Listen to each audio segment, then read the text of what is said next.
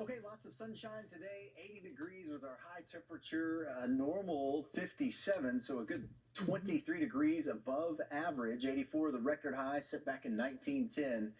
It was a pretty pleasant day to be out there. You even had to turn on a little bit of the AC. I opened the windows, and in my house, it was a very nice day and a gorgeous sunset as well. Still mainly clear skies out there. The stars starting to come out. Some upper level cirrus clouds setting in, but that's about all we'll get tonight. Cloud cover won't start thickening until early tomorrow morning. It's still 73 degrees, very mild out there at this 6 o'clock hour.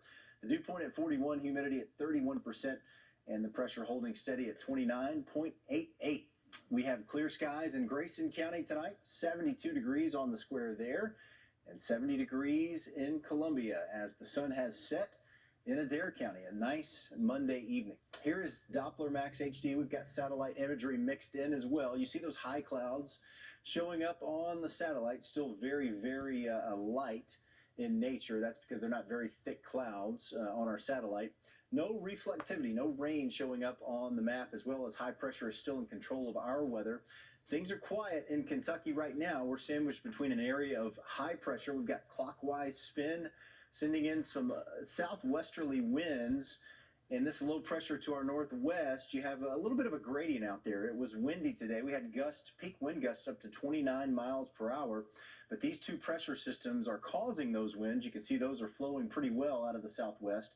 Here's our next weather maker, this frontal boundary here, slowly starting to approach the Ohio River. Once it passes our area, some cooler air is going to work its way in. You can see they're already reading some 40s there in Kansas City, Missouri. So that is the type of air mass that's going to be swinging into our area starting tomorrow. It still won't be chilly, though. We're looking at highs in the lower 60s tomorrow, about a 20-degree difference from today. All right, here is Future Max. So clearing tonight, temps in the mid-60s around 8 o'clock, down to 56 at 11 o'clock tonight, with clouds starting to thicken up towards dawn. 49 when you wake up in the morning, maybe some mid-40s for some of you. You can already tell it's going to be a cooler day as cloud cover starts to set in around the afternoon hours on Tuesday, a high of about 61. And then we work our way into Wednesday morning. We are not going to likely see any wintry precipitation out of this, although some much colder air is going to work its way into our area. And this is going to be out on the leading edge of our next weather maker, which will arrive Thursday. But right now, the model data doesn't indicate that that will make it into our area. Only about a 20% chance of maybe some light rain Wednesday night into Thursday morning. Let's take a longer range look, though, at our midweek weather. So looking dry mostly on Wednesday, maybe a scattered shower or so ahead of this system. We get into the day Thursday, and then, yes, the showers start to overtake us from the southwest, and a frontal boundary eventually passes through Thursday night into Friday morning. Then we start to clear out for Saturday as high pressure will build in, and Saturday is going to be a pretty nice day, a little cool, but overall a pretty nice looking day. The extended range temperature outlook is below normal. In fact, some below normal areas shaded to the east of Bowling Green, southern and eastern Kentucky. You could see temperatures 10 degrees below seasonal averages or so over the next 10 to 14 days. Here is high temperatures, kind of a roller coaster ride, but 61 on Friday. The weekend looking dry on Saturday, 57. Your high for tomorrow, 60 degrees, a low of 30 degrees. Here's the 7-day forecast, 52 on Wednesday. Rain arrives for Thursday, 50% chance of showers. We start drying out Friday afternoon, and Saturday looks like the pick of the weekend, with sunny skies and temps in the upper 50s. Gene? Thank you, Matt. Governor Beshear announced that in 2022, Kentucky had the lowest annual unemployment rate in state history at 3.9%.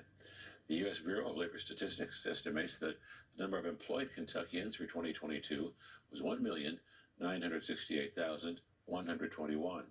This is the lowest rate seen since the feds began reporting state unemployment rates in 1976. The report is according to the Kentucky Center for Statistics, an agency of the Kentucky Education and Labor Cabinet. For more information, you can go to our website, WBKO.com.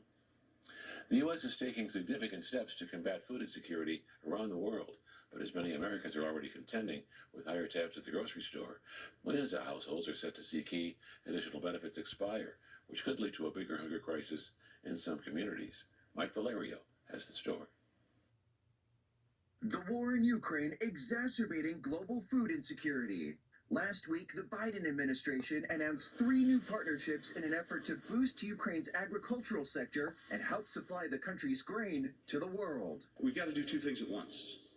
Get food to the hungry now, but also help countries build up their agricultural productivity and resilience. The conflict directly hitting supplies of critical foodstuffs like wheat, corn, and sunflower oil, while also impacting global agricultural production. Here's the thing that will affect the United States.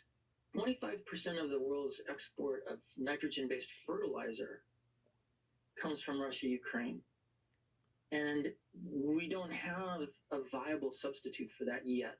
Here at home, many Americans feeling the effects, and for some, it could get worse. We're preparing for an increased demand for food. The rising cost of food is now set to collide with an end to COVID-era food assistance policy that increased SNAP benefits. It's almost a twofold effect.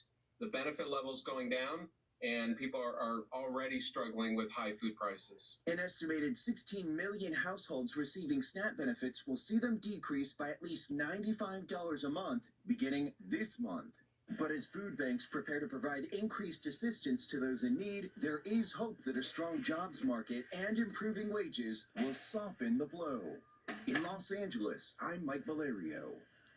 Back here in South Central Kentucky, Feeding America, Kentucky's Heartland, has met with county leaders recently to address food insecurity.